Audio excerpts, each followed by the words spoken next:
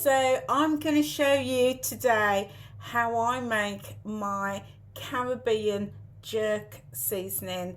Now you can buy this seasoning in the shops, all the main supermarkets sell it, but you can easily make your own and always have fresh, tasty seasoning on hand as and when you need it. So I'm going to show you and talk you through the ingredients that you need. So I start off with a spring onion, or we also call this in the Caribbean scallion, and I've just topped off the bottom and all the loose leaves because you don't want that.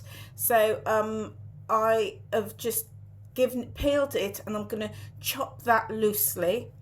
And then I've also got about 3 or 4 sprigs of fresh thyme. You can use dried thyme if you want. And I've got this beautiful Scotch bonnet pepper, again available from most mainstream supermarkets or Caribbean and Asian food shops. So this is very hot. It is a hot pepper. So depending on your taste, if you like your seasoning mild, I would say just use 1, but if you like a bit of heat, then use 2, which is what I'm using today. But if you like it really fiery, then use 3 or 4. Okay, so you can also de-seed the Scotch bonnet. So I've cut this open, and you could also take out the seeds if you want to, and that'll just lessen the heat. And then I'm using 8 cloves of fresh garlic and the juice of a fresh lime. You can use lemon as well if you want. And I'm also going to use half a medium-sized onion. I've also got a tablespoon of brown sugar, and I've got some peppercorns. So I've got these mixed peppercorns, but you can substitute that for pimento pepper if you can get hold of that. I've also got some black peppercorns, some liquid seasoning. We also call this browning, and that's going to give the jerk its beautiful brown dark colour. And if you want a light brown, then just use a small amount, about a tablespoon. But if you want a deep rich colour, then use a bit more. And then I've also got some cinnamon and nutmeg. You could also use mixed spice as a substitute. And then I've got some oil. I'm just using regular vegetable oil, but you can substitute that for something like olive oil. So I'm going to show you what I do and how we make this, including the quantities. So you'll also need a blender or a food processor, and I'm just using my blender here. So that is going to just whip everything up. Okay, so I'm just going to start by just roughly cutting my onion, just very roughly. With this, you don't have to be precise because it's all going to be blended up in the blender anyway. So we just want that roughly chopped. So just going to pop all of that in.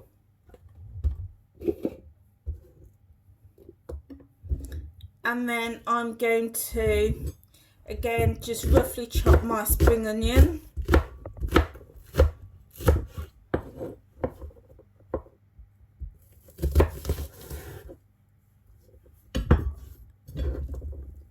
And drop that all in. I've peeled my garlic, so I'm just going to very roughly just chop them. And the chopping, it just makes it a little bit easier and quicker when you're blending it, but you don't have to if you don't want to. So I'm just dropping those in like so. I'm going to add my Scotch bonnet, and again I'm just going to just roughly cut it, pop it in, and I'm adding using two. I'm going to pop my thyme in. You can take the thyme off the stalk if you want, but I just like to just drop the whole thing in so you get the flavour of everything. Then I'm just going to add my sugar, which is a tablespoon of brown sugar.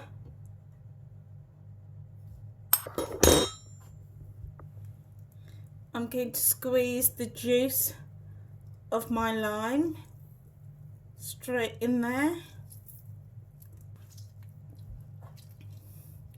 So all that lovely lime juice is going in there.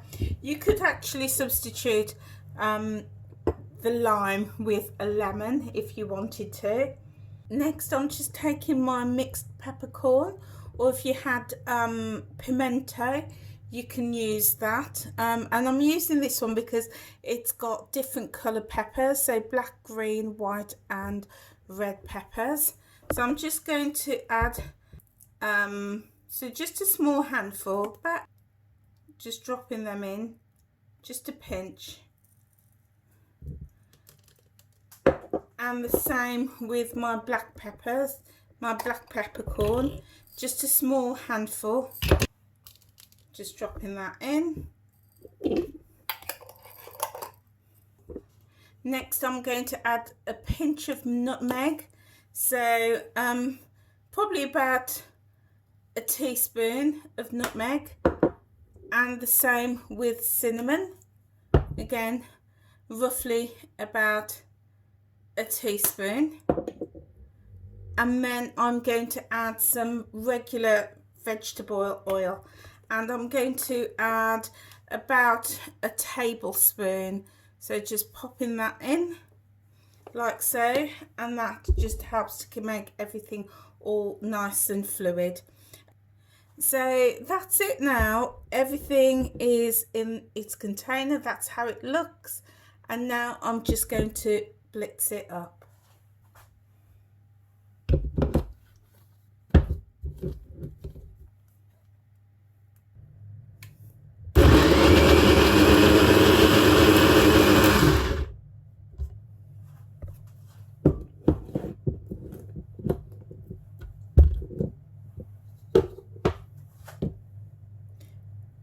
If you want to, just add a little bit more browning,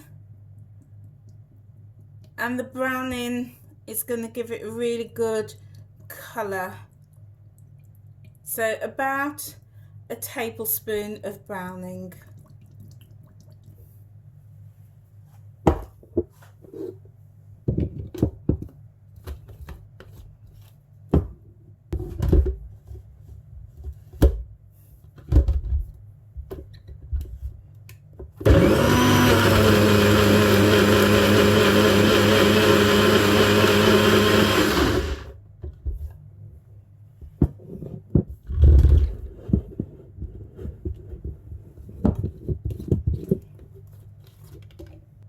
So now that my jerk seasoning is all blitzed up, I tend to blitz it for probably just a couple of seconds because I want a little bit of texture. So I'll just show you what the texture looks like. So it's quite, as you can see, it's not completely smooth, and that's kind of how I like it. Some people might want it smoother or more bulkier, but yeah, so that's a good texture as well. So now I'm going to decant this into a container, and I've got a glass jar with a tight fitting lid. So I'm gonna decant this now.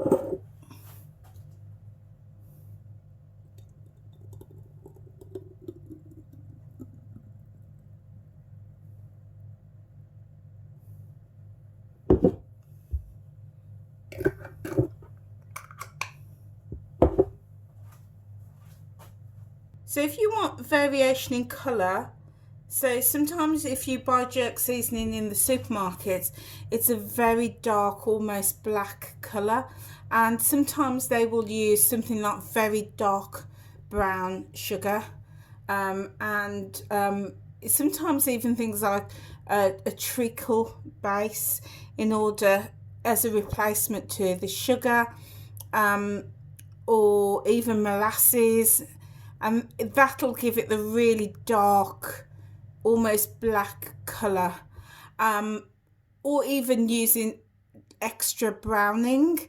So things like that will give you the variation in the colour, and it's all about individual taste and preferences. But I tend to use the brown sugar because I do like this sort of caramelly colour, but it's the flavours that you're really after. And as long as you got the right ingredients, you're going to get spectacular flavour. So I tend to decant into a glass container or jar. As long as it's sterile and it's clean, your jerk seasoning should last about a good 2 to 3 weeks if it's in a tight fitting container and you keep it in the fridge. And also when you then go to use some of your jerk seasoning, make sure that you use a clean spoon if you're using a spoon to dip into it, and that way it'll help to preserve it.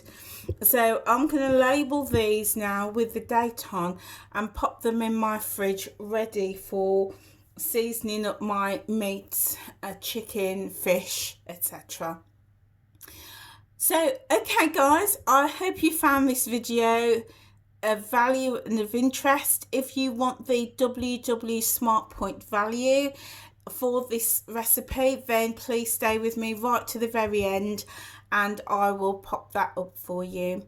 But also in my very next video that I'm going to post, I'm going to show you how to make jerk chicken using this very seasoning. So stay with me, stay right to the end. If you've not done so, please hit that red subscribe button and the notification bell, and also if you like this video then click the like button too. But yeah, look out for that, my next video, which is jerk chicken, and then I'm also going to make rice and peas and also plantain to show you how we do it, and also point it for the WW plan. Okay guys, thanks for being with me and I will see you on my very next video. Take care now.